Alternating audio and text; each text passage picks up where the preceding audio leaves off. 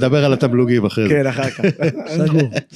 בעצם הסינגל השני שעומד לצאת נקרא מזמורי ירושלים, מה יש שם בפנים, ככה תגלה לנו, אתה רוצה לשמוע טיפה איזה קטע קצר יש לנו? אז גם מזה נשמיע, אני יכול להגיד שמזמורי ירושלים זה השילוב בין ארץ ישראל למוזיקה המזרחית שכולנו מכירים, ארץ ישראל ירושלים של זהב, נעמי שמר, וזה הולך לשבחי ירושלים, שהלחין אבי ומדינה. לדעתי שבחי ירושלים בכלל זה צריך להיות ההמנון הלאומי.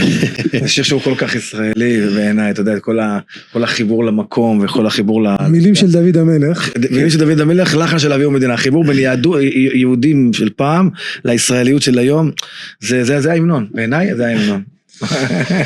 ושם מה שאפשר לשמוע גם כמו שאנחנו שומעים זה את הצלילים היוונים יותר, יש פה את הקלרינט היווני כאן, קלרינט וגם התכתבות עם קולטום שם בטח, נכון, יש שם בסיפר יש לנו את אפרחי אלבי, ברור, זה כל כך הגיוני ללכת לשם. שאלתי את מיקי קודם, יש את שומר החומות, כן כן, על ירושלים אתה יכול להרביץ כאילו מופע שלם רק, של מחרוזת של שעה אתה יכול לתת, אולי יום אחד נעשה מופע שירי ירושלים, שירי ירושלים, לעשות איזה מחרוזת ככה של שעה שלא נגמרת, שזמרים עולים, יורדים. כן, תשמע, זה רעיון, זרקת פה רעיון.